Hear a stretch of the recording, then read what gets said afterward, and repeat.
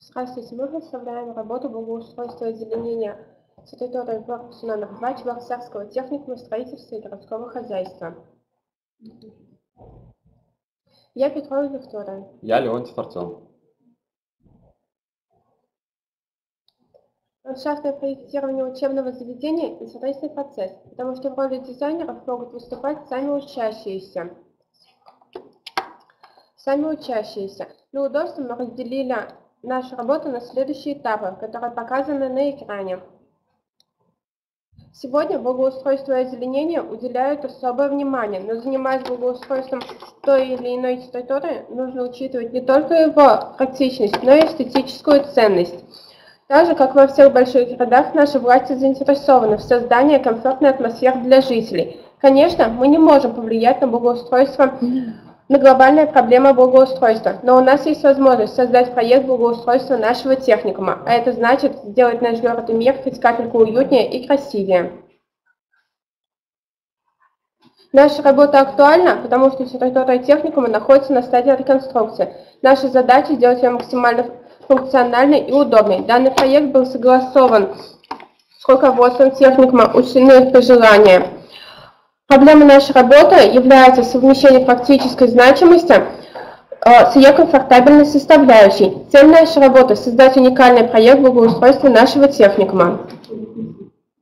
Благоустройство территории – это целый комплекс работ, позволяющий изменить исходный ландшафт и озеленить его. Сегодня уже никто не сомневается, что ландшафтный дизайн – это целое искусство. Первый и самый важный этап – это выезд на участок. Сразу после выезда на участок мы создали адрес будущего благоустраиваемого участка. Затем мы выполнили съемочное обоснование. С помощью полученных данных мы выполнили план земельного участка в программе AutoCAD. Для удобства работы мы разбили всю территорию на специализированные зоны, которые представлены на слайде. На территории техникума мы расположили две спортивные зоны – футбольное и баскетбольное поле. Баскетбольное поле на сегодняшний день имеет асфальтное покрытие, которое небезопасно, и его следует заменить на натуральное покрытие, так как при замене на искусственное покрытие у некоторых студентов может возникнуть аллергия при взаимодействии с ним. Также мы разработали партерную зону. Партерная зона – своего рода визитная карточка участка. Ее основные функции – предвосхищать и удивлять.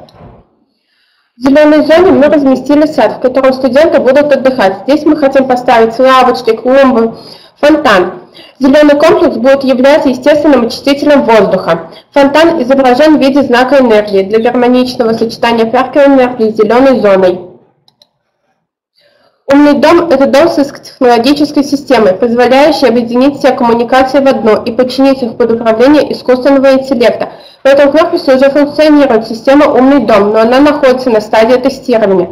С подрастающим поколением нужно учиться разговаривать на их языке. Система «Умный дом» – один из таких примеров, который может заинтересовать нынешнюю молодежь. Для удобства преподавателей и студентов нашего техникума на территории техникума мы установили парковочную зону, которая позволит разгрузить заторы на въезде в техникум и обезопасить движение рядом с ним.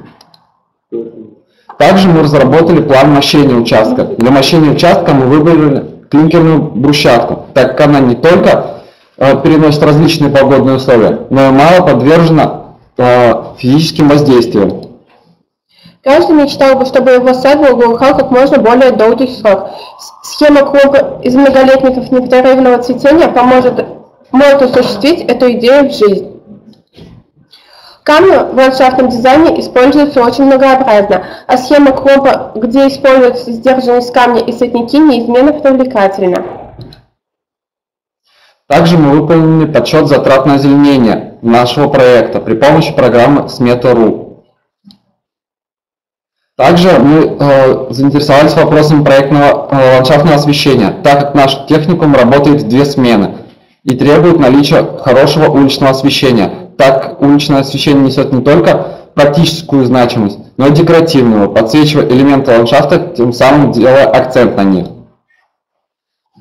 Также, чтобы следить за зелеными насаждениями на территории техникума, мы разработали систему полива участка. Исходя из проложения водопроводной территории техникума, мы решили, что в зеленой зоне можно будет установить автоматическую систему полива, предварительно проложив дренажную систему. Но в ходе работы перед нами стал вопрос, как сэкономить электричество, ведь поливочная система и система освещения требуют много электроэнергии.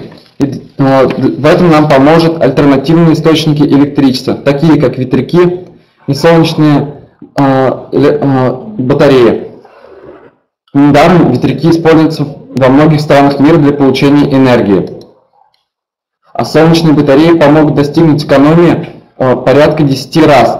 29 копеек вместо привычных 2 рублей 56 копеек за киловатт в час. Также, чтобы до конца донести идею нашего проекта, мы создали его 3D-модель. На данных слайдах вы можете впервые увидеть конечный вариант нашего проекта благоустройства. В заключение нашей проектной работы хотелось еще раз выделить, что благоустройство – это творческий увлекательный процесс. Он включает в себя много элементов, от выезда на участок до осуществления всех посадок и построек. Также благоустройство – это не только эстетическая и экологическая составляющая, но также комфорт для студентов.